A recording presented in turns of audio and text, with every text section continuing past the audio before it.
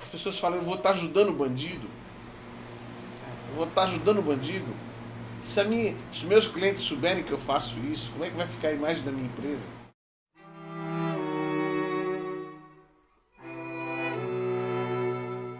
E as cenas que eu vi, eu nunca mais vou me esquecer.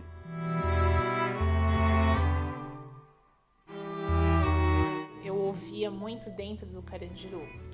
Eu sinto falta daquilo que eu nunca tive. A coisa é precária, a coisa é difícil e eu não tenho, assim, não consigo ver, sabe, nenhuma luz no fim do túnel. Aqui estou mais um dia, sob o olhar sanguinário do vigia. Infelizmente no Brasil, o sistema carcerário, ele é muito, como que eu posso dizer assim, ele parou no tempo. Né? Nós temos no Brasil ainda verdadeiras masmorras. Né? O mundo se modernizou no seu sistema penitenciário, no Brasil não. Eu acho que nem o brasileiro tem o sistema penitenciário no mundo inteiro, ele cumpre satisfatoriamente a função da reabilitação, da reinserção social do preso.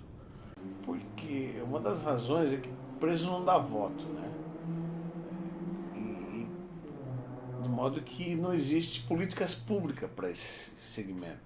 A pessoa só quer ir em punição, punição, punição, só fala em punição e não fala assim, em ressocialização. O grande parte também do fato da reincidência é que muitas vezes esses presídios são verdadeiras escolas do crime. Mais do que isso. Pega um jovem aí que praticou um delito pela primeira vez e enfiamos ele numa prisão dessas aí, nessas prisões terríveis que temos no Brasil aí, junto com reincidentes, com pessoas de todo tipo, né, com profissionais do crime. E aí queremos que esse jovem se sinta punido e volte para a sociedade de bem, tranquilo. Né? A gente enfiou ele numa escola, a gente enfiou ele no inferno. Né? E queremos depois que ele saia bonitinho, bacana, tranquilo, né? O que é uma verdade, o que não corresponde com a realidade. Houve melhores? Houve, mas não acompanhou a necessidade.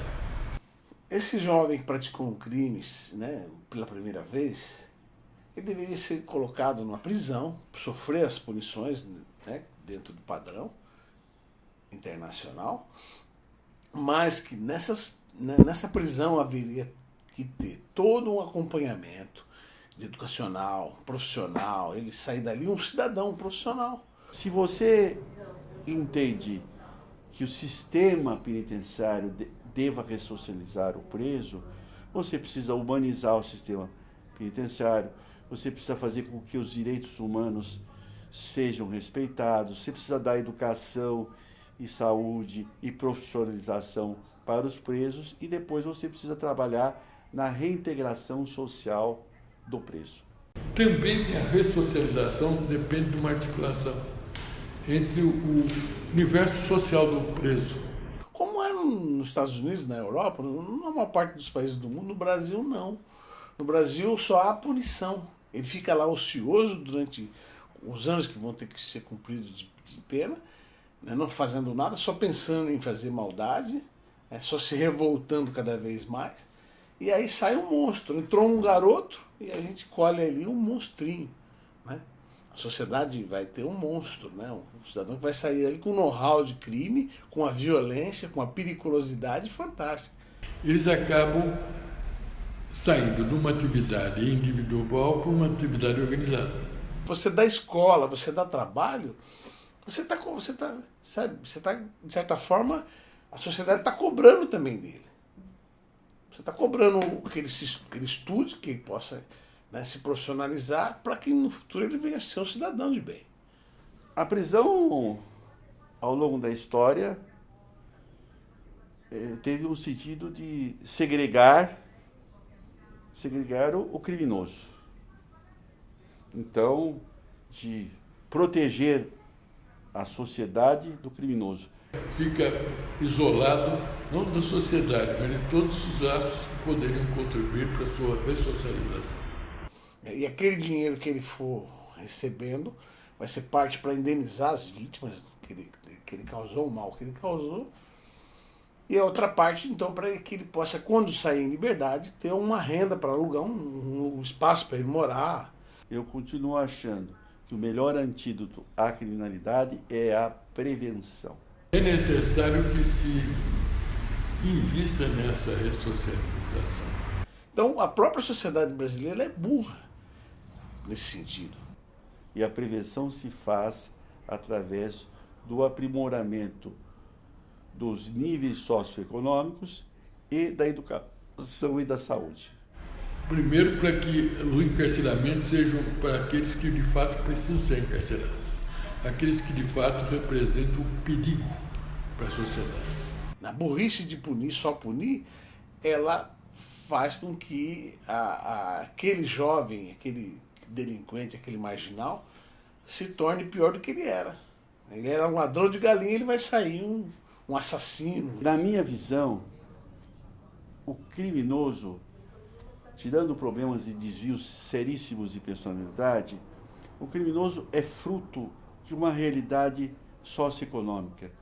Eu estudei vários modelos no mundo aí, e o modelo cubano pode ser assim, eu não sou de esquerda, eu não sou de direita, eu não sou de nada. Mas eu entendi que o modelo cubano é um modelo mais correto, porque lá o preso trabalha, estuda e ele paga a estadia dele na prisão. Ainda sobra para ele ajudar a família ainda. Com o trabalho dele, ele ajuda a família ainda, nas prisões cubanas. E o índice de reincidência lá é pequenininho, muito pequeno, comparado ao nosso que chega a 80%. Se nós não melhorarmos a sociedade brasileira, nós não vamos diminuir a criminalidade. Pelo contrário, a tendência é agravá-la. E com um problema adicional, mais ou menos dos anos 60, que são as drogas. Nosso índice é um dos maiores do mundo. Nós somos campeões em várias coisas, né? Em várias besteiras, né? Só coisa ruim nós somos campeões. Nada, nas Olimpíadas a gente não conseguiu nada, no futebol a gente tomou de 7-0, mas nas coisas ruins nós ganhamos. Nós somos campeões. Parece que tem um orgulho de mostrar que nós somos ruins mesmo, assim, sabe? Nós somos péssimos em cidadania, em direitos. Se for ver uma pesquisa, né? O governo nem faz essa pesquisa porque ele sabe que ele vai tomar pau, né? Ele vai tomar bomba, então ele nem faz, porque é zero. Agora, em rebeliões, né? Em massacres, em matanças, nós somos os melhores. Eu tenho uma dificuldade muito grande de trabalhar com egresso porque ninguém quer ajudar esse segmento. Então a gente inclui junto a essa população o morador de rua, porque parte dos moradores de rua são egressos do sistema prisional.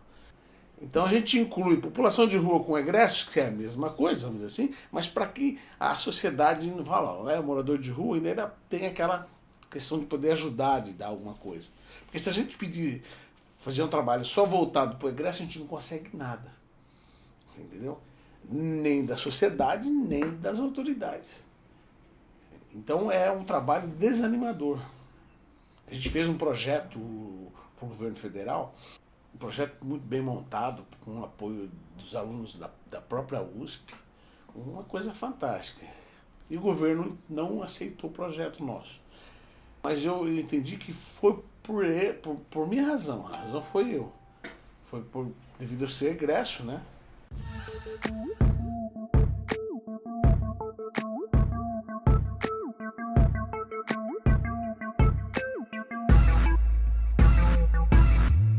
Vários tentaram fugir, eu também quero.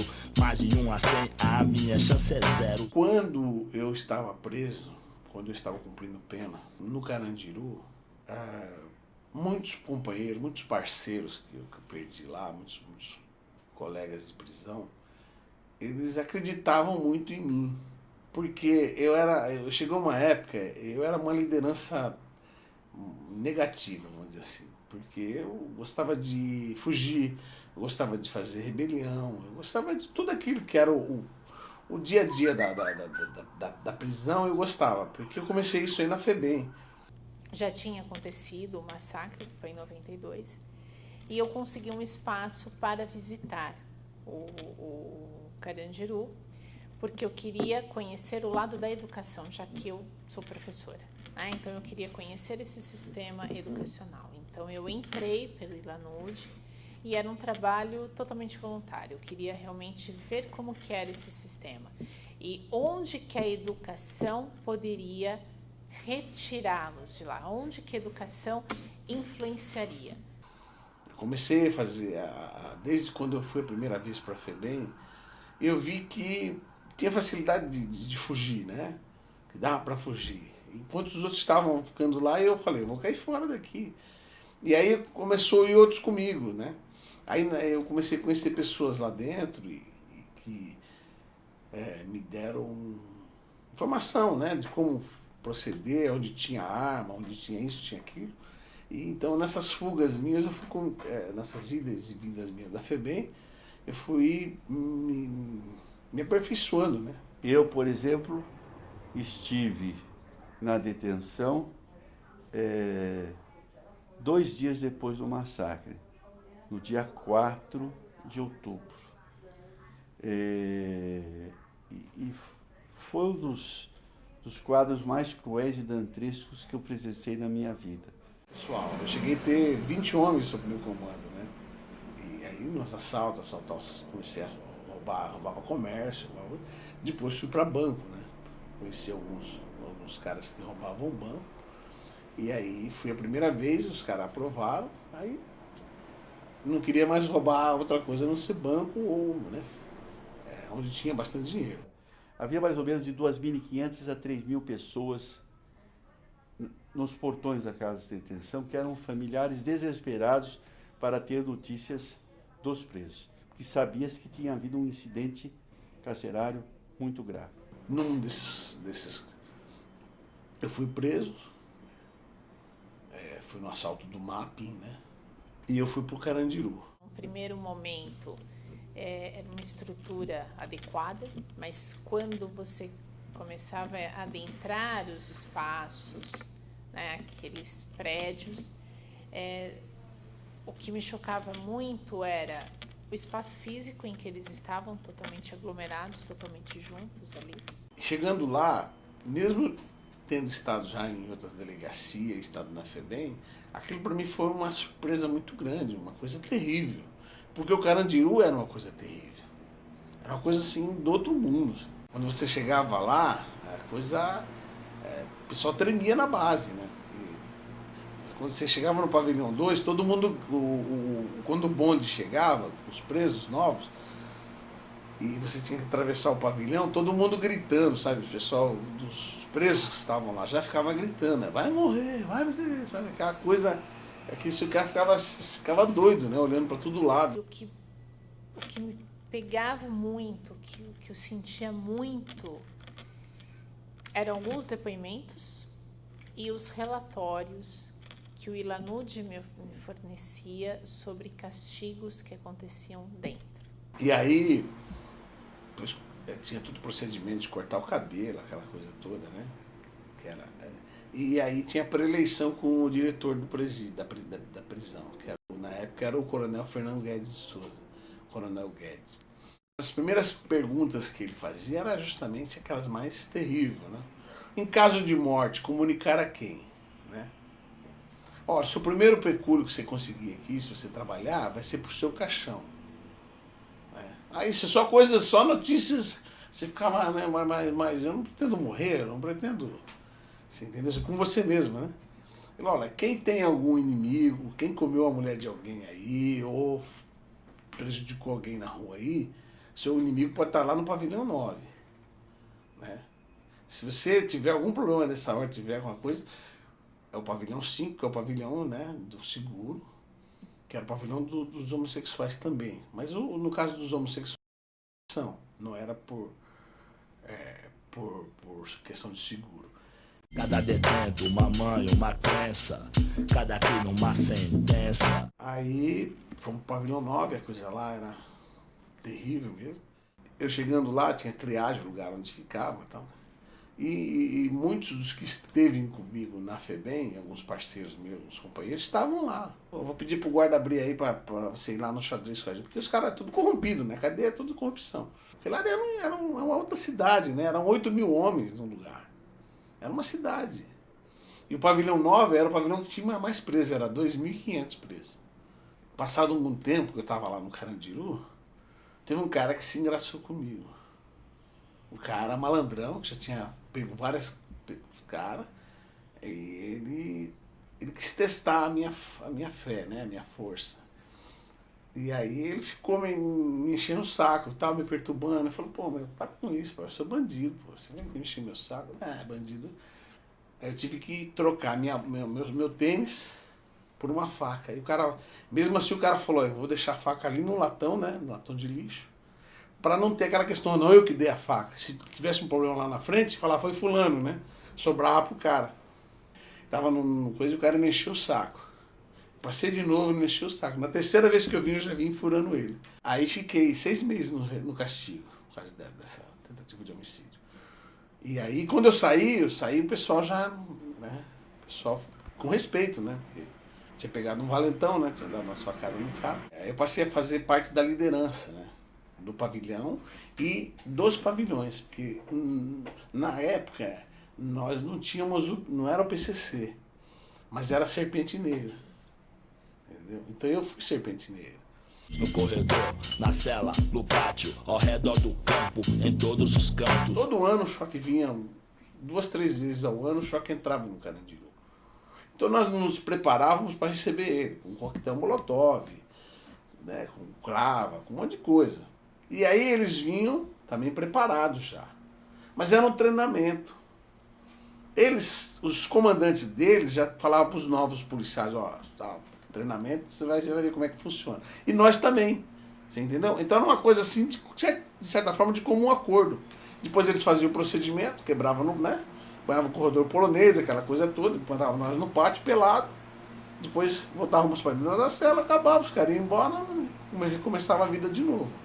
Nunca tinha tido assim coisas mais graves, mais sérias.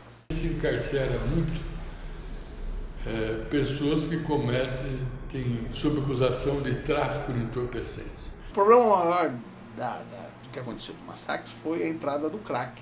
Isso faz com que grande parte da população penitenciária seja de pessoas que necessitam, na realidade, de tratamento. Aí ele acionou o Choque, né? Para entrar, para fazer o mesmo procedimento que havia feito há anos e anos que fazia. Morreu alguém, então vamos fazer, vamos.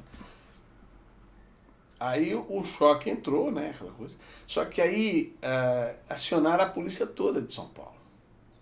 Veio a Rota, veio, né, o guarda-mirim, veio o escoteiro, veio todo mundo. A porta abriu do Carandiru, da casa de detenção. Aconteceu exatamente o seguinte. Houve uma briga de presos no pavilhão 9, envolvendo uns 20 presos. Houve uma aula em que foi tocado esse assunto. Então eles falavam assim, eles entraram para matar. Repentinamente, no meio dessa negociação, a tropa de choque invade a detenção. Quem comandava a operação já é falecido, o Coronel Biratã. O Coronel Biratã estava a mais ou menos uns 5 metros da entrada do pavilhão 9. No pavilhão 9, no andar térreo, havia um quartinho embaixo, logo na entrada, onde os presos guardavam os aparelhos de televisão e botijões de gás. Quando os presos viram que a tropa de choque ia entrar, eles puseram fogo naquele quartinho. E daí o que ocorreu? Explodiu, houve uma grande explosão. A explosão foi muito forte, porque havia pelo menos 5 a 6 botijões de gás lá dentro. E o Coronel Biratã, que estava do lado de fora do pavilhão 9, a uns 5 metros da entrada, ele foi arremessado com o estrondo da explosão, ele foi arremessado de encontro ao paredão do pavilhão 9. E nesse momento a tropa tomou conhecimento de que o comandante tinha sido ferido numa explosão que teria sido provocada pelos presos. Porque as balas estão registradas nas paredes. As balas foram atiradas na altura da nossa cabeça. Havia sangue por tudo quanto é lado. Nas celas, uma outra coisa que me impressionou muito foi o sinal de rajadas de metralhadora na parede. As celas eram de mais ou menos para 8 presos, eram espaços não muito grandes, com 4 beliches, e na parede frontal à porta você via os sinais de rajada de metralhadora a 1,20 m do chão. Ou seja, os presos estavam imobilizados, com as mãos à cabeça, quando foram fuzilados, nessa posição ou então nas camas, porque havia sinais, disparos de metralhadora e sinais de sangue nos colchões. Estava no terceiro andar, quando começou, né? A gente desceu, subi, descia. E quando começou o tiroteio mesmo, o tiroteio não, quando começou a matança mesmo, que no outro tiroteio, do nosso lado não havia arma de fogo. Se inventou uma falsa história de que os presos estariam desarmados e reagiram com armas de fogo, o que é mentira. Porque, em primeiro lugar, a prova pericial feita pelo Instituto de Criminalística provou que todos os disparos foram feitos do corredor para dentro da cela. E nós não tínhamos arma de fogo, nós tínhamos armas brancas. Nós tínhamos a resistência que nós sempre fazíamos.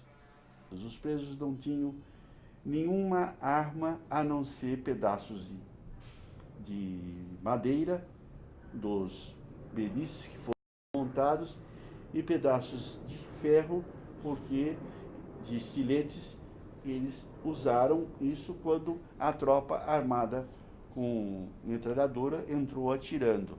E aí eles entraram matando, né? Eu fui baleado, né? Eu estava no terceiro andar quando eu caí, fui baleado, me fingi de morto para não morrer, né?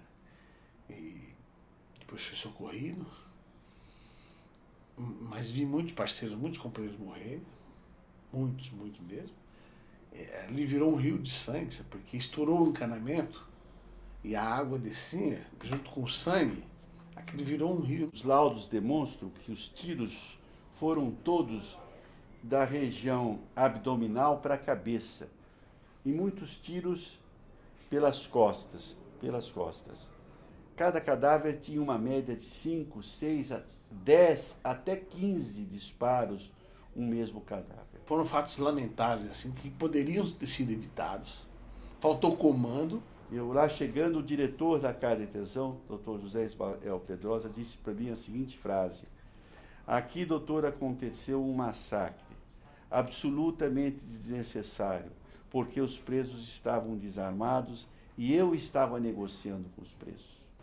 Você entendeu? É como eu sempre digo, eu não vou ao julgamento, nesses julgamentos que tem aí de policiais militares, porque eu acho que não é um julgamento, não que seja justo ou injusto, mas que as autoridades que deveriam estar no banco do réu não estão.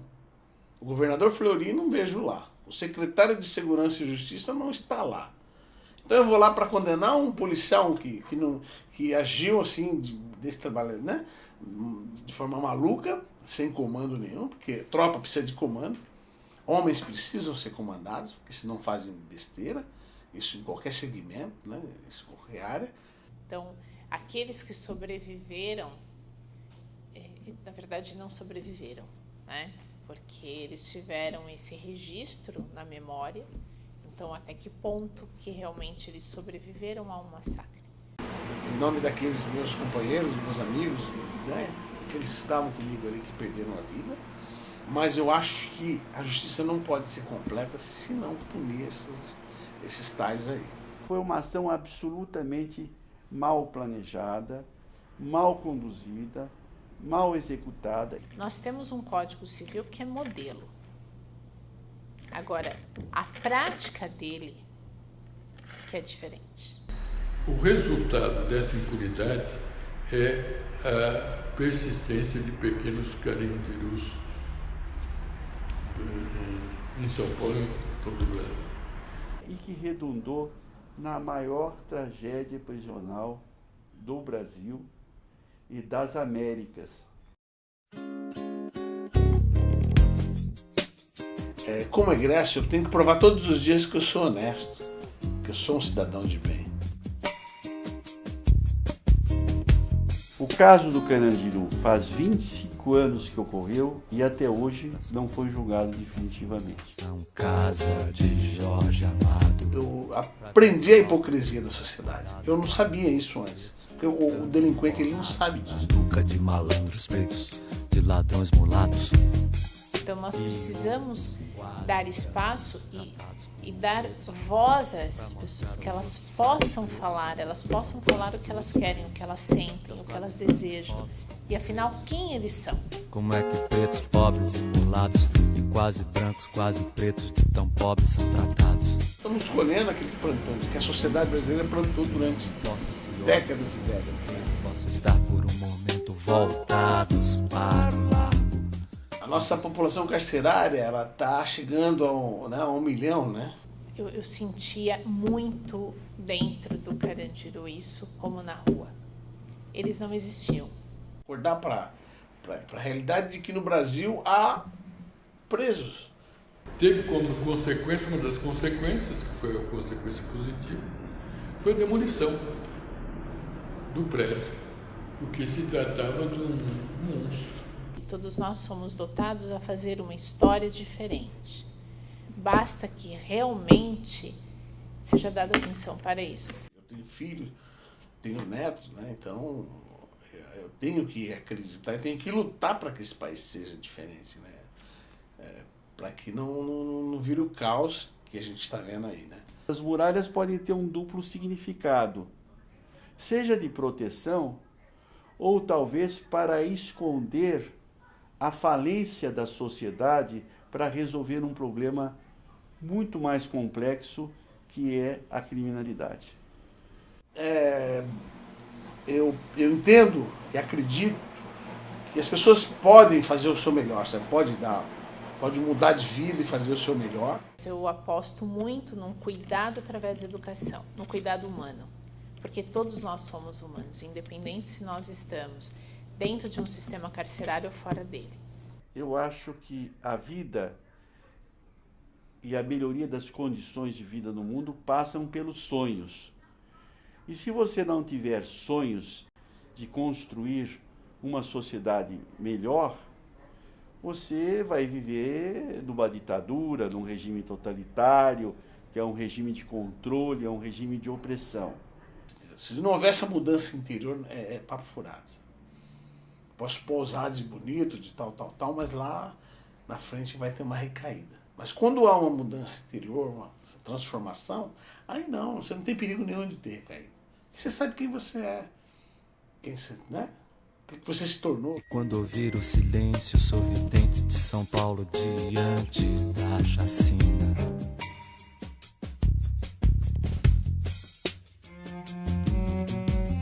111 presos indefesos, mas presos são quase todos pretos, ou quase pretos, ou quase brancos, quase pretos, de tão pobres. E pobres são como podres, e todos sabem como se tratam os pretos.